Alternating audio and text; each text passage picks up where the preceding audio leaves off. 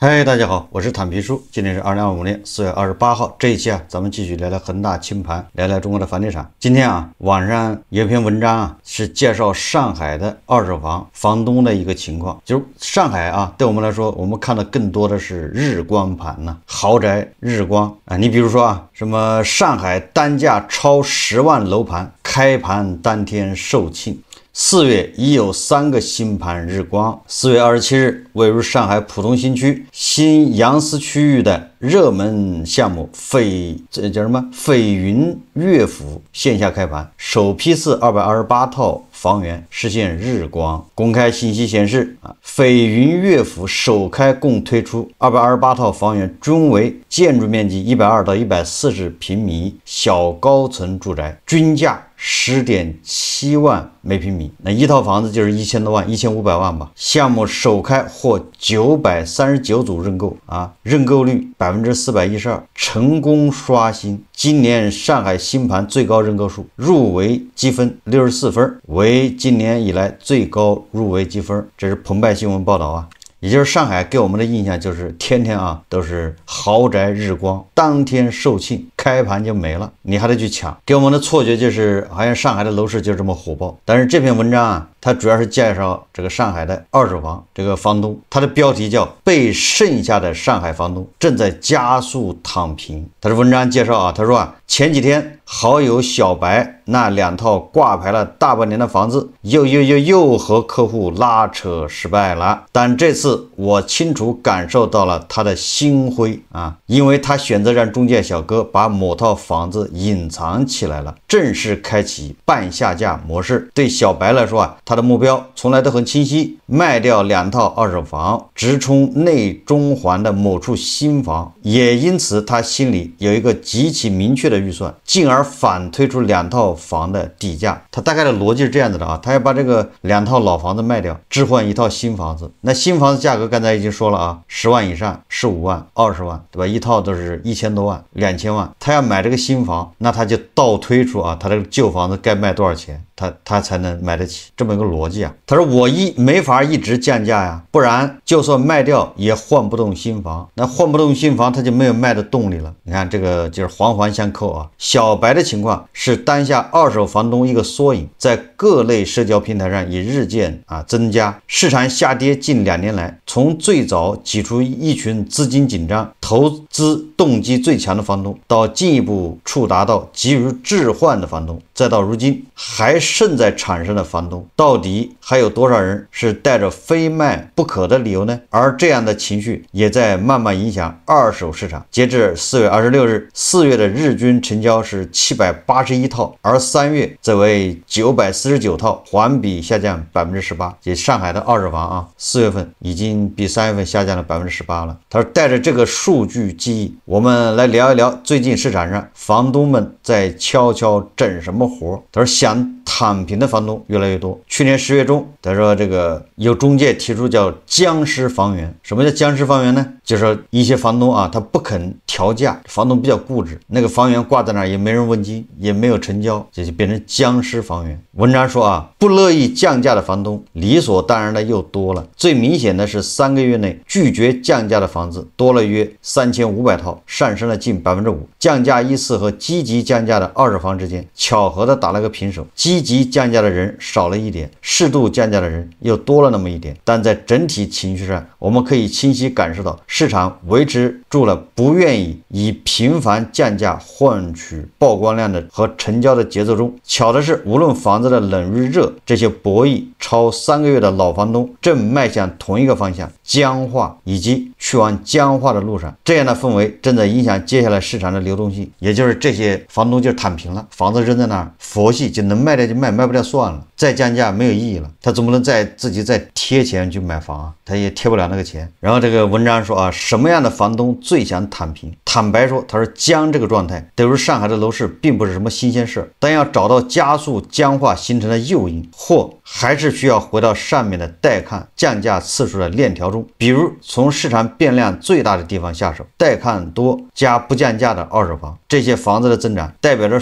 买卖双方在这里形成了更拉锯的局面，买买家愿意积极去看房，代表房子符合市场上大家认同的一些价值点。房东不愿意让价，也意味着房东心里清楚，房子目前的价格对应价值相对合理性。通常来说，这样的房子只要其中有一方做出一点让步，成交的概率就很大。换言之，它们也代表着市场中的机会面。综合上述所有数据变化，我们基本能勾勒出一个当前的二手房情况。对于300万以下的刚需市场来说，要在房屋面积和地段之间找一个相对的平衡点的话，中外环间是不少的人的首选。既挺进外环线，享受一定成熟的配套，又兼顾小两房的实惠功能，这种既要又要的心理，买家知道，房东自然也门儿清，也因此加码了他们的底气。同样的道理，到了600到800万的这叫初级改善这种价位啊，也成立，只不过把环线往里推了一层，来到了中环附近。所以不难发现，对大部分有资格躺平的二手房东来说啊，地段是他们手里的王牌之一。4月二手成交量大概率会出现一定程度的退烧，这是我们需要再次面对的问题。从上面老房东日渐加深的执念来看，僵化的二手市场又将回归。假如没有新的调控政策的话，回想这1年多，从最初放宽买方资格到买卖双方都被兼顾，进而到929前后对房东的一系列刺激，当新房的价格水涨船高，次新的强效抗跌，买家的大刀挥砍，一个巨大的困局摆在房东面前，已经让他们无法计算出一个安全合理的置换闭环。接下来的市场怎么走，静待5月。这个实际上啊，买房的都知道，你买的时候啊，尤其是新房，那价格好像也没跌，有的时候还在涨，然后你有个错觉，你感觉房价在涨。但是一旦你买了房，你把这个新房一买下，你说我2年或者1年之后把它卖掉，那完了，这个时候你已经变了，对吧？你本来是买家，你总感觉房子在涨，有一种紧迫感。等到你成房东要卖房的时候，你的另一种紧迫感又来了，你房子卖不掉，你必须要降价。当初新房那种蒸蒸日上的价格，实际上是一种错觉。等到你卖房的时候，你发现你要不停的往下调价格，否则你卖不掉，这就是落差。这个北京啊也有这情况。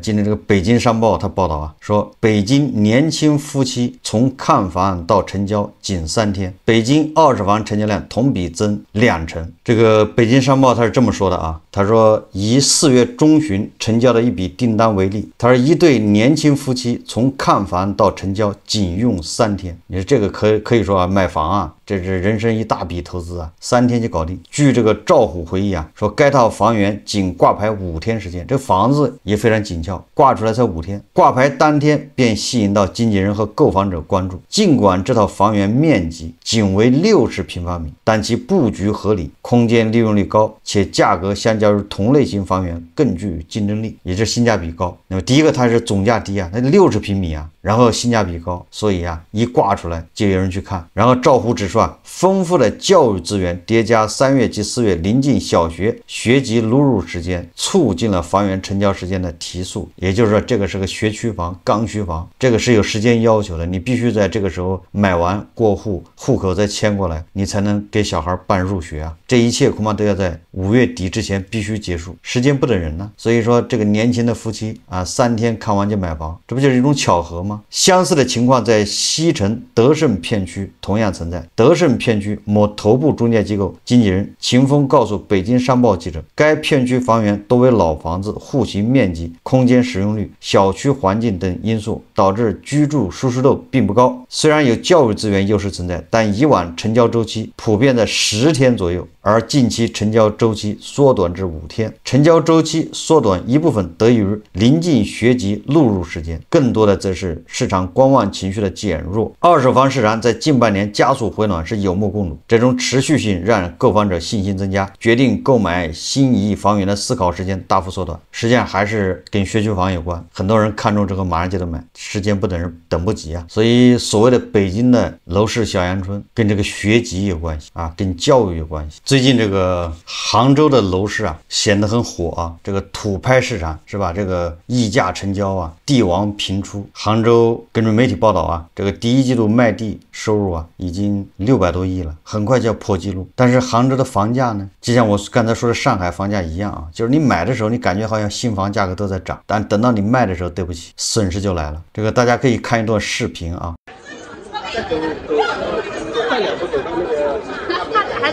走走来。没事，我给你拍了，我发你。你为什么到现在有手拿车有手车的？你这不是骗人的人。这个视频啊，是网上有人发出来的，说的是杭州主城区一手现房，去年开盘的时候房价400万左右，然后车位20万一个。那今年呢，说这个房子直接就降价60万，然后还送车位。你想，才1年时间啊，那就相当于少了80万，这老业主受不了啊，老业主又要讨说法，买了1年就损失了80万，也就是你去年不买，憋到今年买，你要少付80万。不过我是不提倡啊，这些老业主啊跑去矫情的，除非开发商跟你签了协议，说保证这个房子不降价，就是他卖出一手房啊，如果二手房卖出降价跟开发商没关系，开发商跟你签了承诺协议，明年后年往出卖，他是不会低于这个价格，低了他赔钱。只要开发商没做这种书面承诺，这都应该由业主自己承担，谁让你买的呢？对吧？你就看了那些中介、那些媒体天天说房价涨，然后你跑去买，买完之后跌了你又自己不认账，涨了你又偷着乐，跌了你不想负责任，这个不对，对吧？你天天看那些炒房中介的那些房吹，对吧？天天忽悠。确实啊，有的人买了房子之后账面好像涨了，对，这个房子他是2万买的，哎，过了半年变成2万2了，好像涨了。我刚才已经说了，等到你这样卖的时候，你1万8都卖不了，而且还找不到人接盘，有价无市。所以你要关心楼市，对吧？你要关心房地产，你不要只看那些天天吹啊，对吧？这个地价又创新高了，又破纪录了，然后那豪宅日光，那些很有可能都是做给你看的，都是要渲染一种气氛，制造焦虑，让你感觉啊，你不买来不及了，赶紧上车。我们再看看这个专家啊，现在又有什么建议？这个李道奎啊，他在那个一个节目里面叫聊一波啊，他建议啊，5·1拿出万亿补贴，怎么补贴呢？你只要有身份证就减免25%。大家看视频啊5·1黄金周拿出1万亿的真金白银，跟所有的老百姓，只要你有身份证，就说对吧？你去商场吃饭，你去这个餐馆，这商场去购物或者吃饭，25%我买单。上海做过一个实验，1块钱的政府的买单能拉动4块钱的消费，这一下就起来了。那么通过这个方式把消费带动起来，证明很多朋友他们说要种草，他喜欢想买一个相机，天天去看那个，哎呀还不降价呀，还不降价呀。好啊，5·1黄金周等于降25%，政府给你补贴了，买了。对吧？这年轻朋友们都懂这个道理。但你说这个，哎呀，这个中央政府拿出1万亿是亏了吧？哪来这个钱呢？实际上不亏，不亏。窍门在什么地方呢？当你的消费上去之后，你那个企业生产也上去了，企业生产上去之后，你税收也上去了。对，如果按照这个上海这个2023年4月份的这实验1:4的话，你基本上1块钱的消费补贴带来4块钱增加的消费，带来至少4块钱 GDP，4块钱 GDP 反过来又带来1块钱的税收，你里外里政府基本上不掏钱，基本上不掏钱，那这个办法你说能不能老用？老百姓当下胆小了，害怕了，不敢消费了，短期用一下子，有点像咱去游泳，我说那游泳前我这热水池子里泡一下，我下去再游。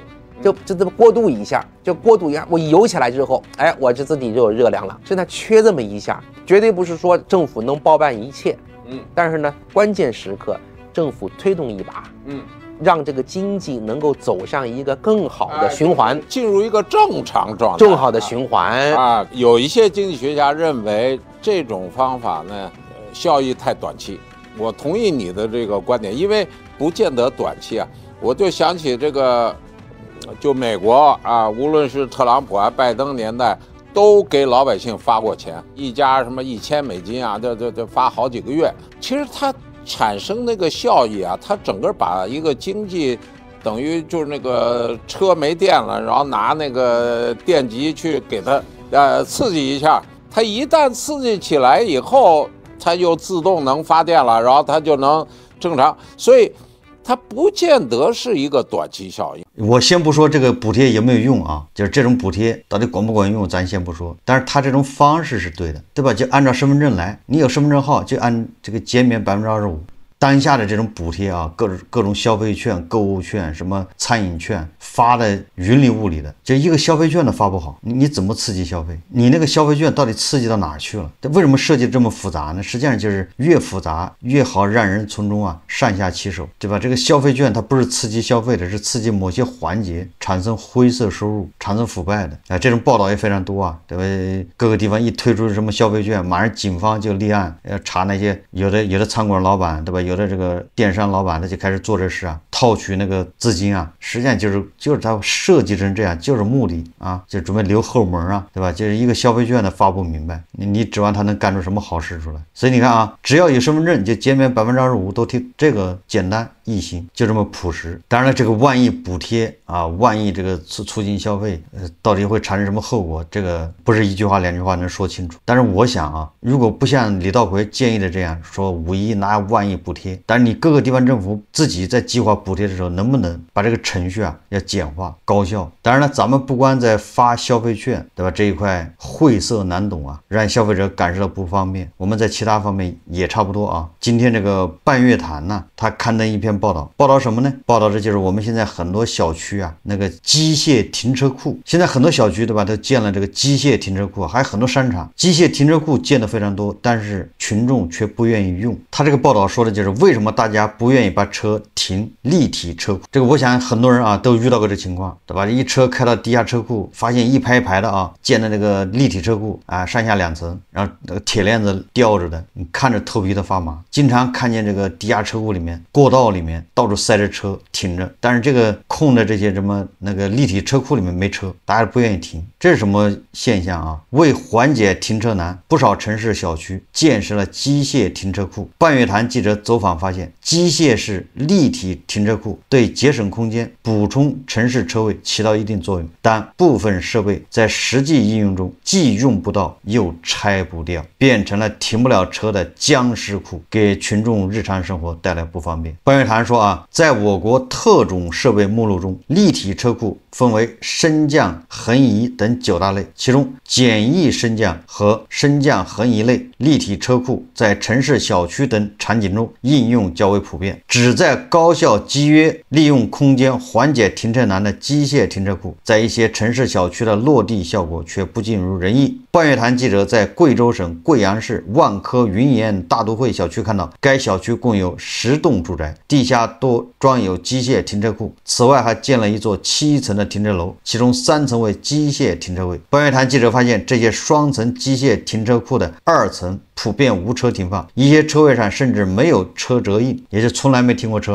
我也见过很多地下车库它那2层，那上面根本就没车，而且恐怕也没停过车，也不知道怎么用。不要说上一层了，就下一层很多地方都空的，没人停。每个区域配备的控制器处于关机状态，旋钮上满是灰尘。在停车板1层也有不少空余车位，不少车辆宁可停在通道上，也不愿意停在车库中。这是为什么呢？我想你停过车的都知道。所以我觉得这个立体停车位现在小区推的这种愚蠢至极我第一次停的时候，我就觉得这他妈是谁设计的，蠢到家了。就是说你倒车技术你必须得不能说超一流吧，至少1流以上你才能倒得进去，否则你根本停不进去。你停得不好，那不是反光镜被刮，对吧？有时候停进去难，有时候出来还难呢。它那个两边给你留的空间呢，反正我那个车两边顶多就能负入出10厘米都到不了。那个镜子倒车镜就刚刚好，所以这设计的人愚蠢到家。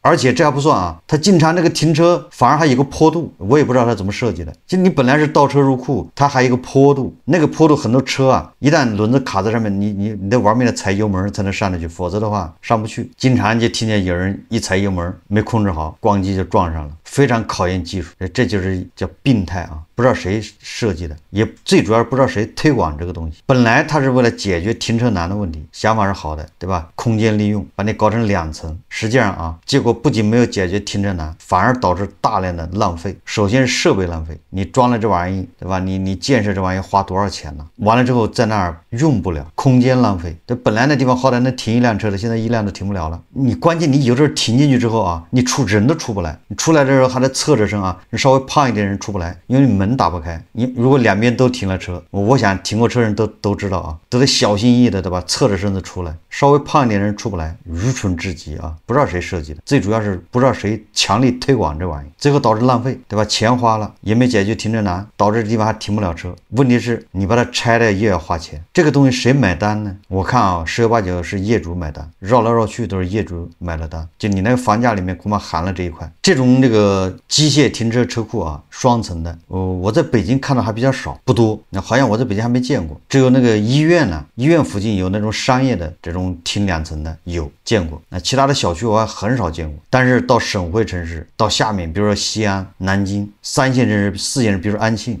这种机械式停车特别多，不知道为什么造成这么大的浪费，难道不追责吗？就当初这种项目谁审核的，谁同意的？这个是多大的浪费啊！你得还花钱去拆啊，但是大部分小区是不拆的啊，一直放在那儿就是空着。还有一个啊，就是这些立体机械停车车库啊，它还没考虑到新能源汽车。这个新能源汽车现在不是做的越来越大嘛，越野车多，对吧？